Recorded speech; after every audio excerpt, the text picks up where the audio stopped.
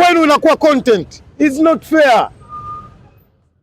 Msitarajie leo Mwinchumu akosee kwenu we content. Kukosea kwa Mwinchumu nyie mwe walimu wa kumrekebisha kiasi kwamba haya matatizo ya waamuzi yaishe.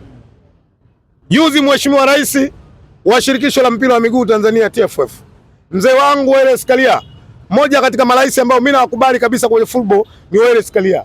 Kuna kauli alisema japokuwa watu walimwataki, lakini kuna muda Waingereza walituletea kauli nasema is enough. Inatosha.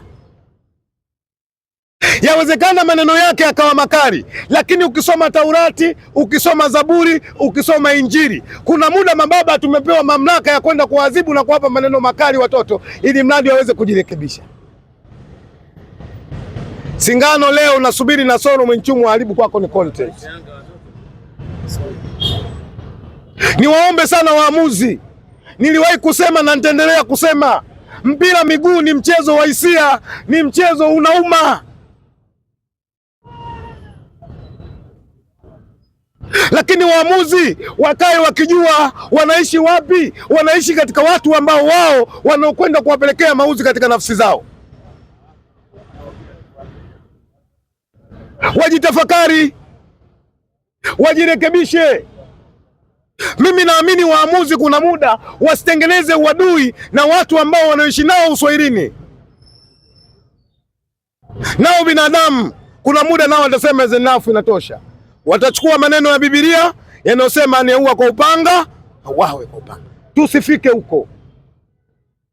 Wanaweza kuchukua maneno ya Qur'an, al-qisasu haq. Tusifike huko. Sisi tunaamini, watu wa Simba tunaamini, inapokwenda kutafsiriwa sheria 17 za mpira, timu yetu ya Simba ikapotea, tunanyosha mikono, tunakubali kwamba tumefanyaje? Tumefungwa. Leo hii Simba tumeondolewa katika mashindano ya klabu bingwa bara la Afrika, lakini hakuna mwana Simba aliyewahi kumuonyesha kidole mwamuzi yote katika bara la Afrika. Walisema shida Kisugu anaongea sana kwenye mitandao, wengine wakasema Kisugu mtamonea, shida Chamen, wengine wakasema Chamen mtamonea, shida timu. Lakini mwisho wa siku tukapata mwafaka, registration imefanyika, Simba ambayo hivi sasa kila mmoja anataka kuiona Simba yake anaiona. Hapa sasa ni waibie siri, tuachane na waamuzi wana Simba. Jana nilikuwa naongea na captain wa Simba Rushain, aliponiona akajua Mzalamo lugha ya kwao siwezi, nikapiga kwanza sava, akajua mwenzangu. Nikamuuliza Rushain, vipi wewe captain ulivyoiona timu? Akasema kwa uzoefu wangu nilivyoona timu, Simba ndio kwanza iko kwenye 40%. Nikaleta mawazo ya kendengereko na Kizalamo, Simba ikifika 60 inakuwaje? This is Simba brother. Tunaamini sisi wana Simba.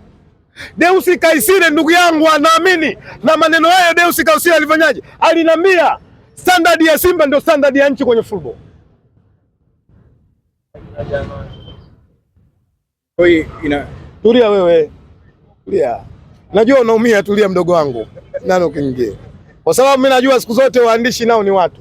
Na sifa mwandishi wa michezo, sifa ya kwanza, awe na timu ya michezo lazima naye afanyeje? Apende. Kama mwandishi upendi mpira, una hadhi ya kuwa nani? Mwandishi. Kama mwandishi una timu, una hadhi ya kuwa mwandishi wa mpira. Kuwa mwandishi wa mpira kwa na timu yako. Lakini unapokuwa kushika maiki, fuata kazi yako unafanyaje? Inavyokueleza Singano, tulia mdogo wangu. Mimi ndakukanga tu wewe. Wewe umeweza kurukaruka kama Malaga, sasa hivi uko Sanga, umeyatafuta haya.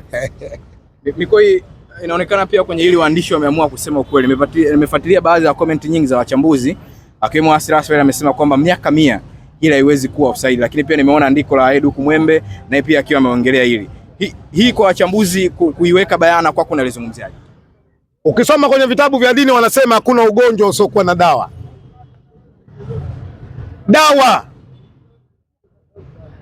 ya waandishi na wachambuzi ni sisi Simba. Wao wanalazimisha kuna muda kuzungumza vitu ambavyo havistahili kuzungumzwa.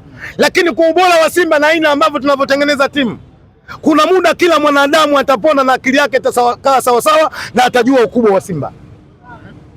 Na ndio maana hii leo Simba unapokwenda kuikashifu, Simba unapokwenda kuitukana, Simba haikujibu. Shomari Kapombe anasikia atakwenda kukujibu kwenye pichi.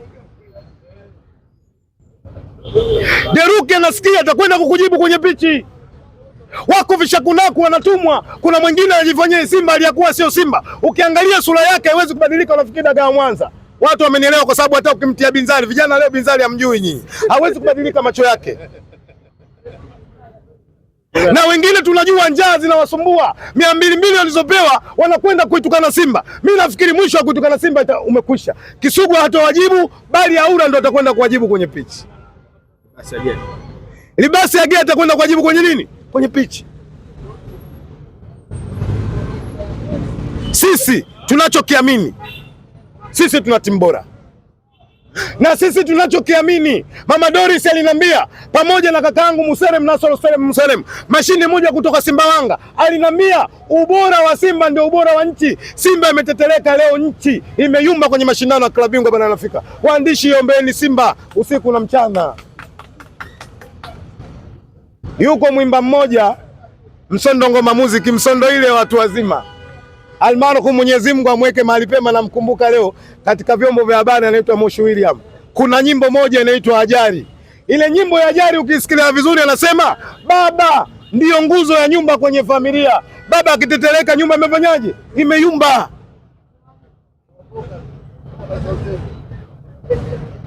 Siku moja nilikutana na mwenyekiti wa bodi ya klabu ya Simba, mzee wangu Clantus Magori. Nikamwambia, mwenyekiti, una dhamana kubwa. Akaniuliza kwa nini mdogo wangu Kisugu?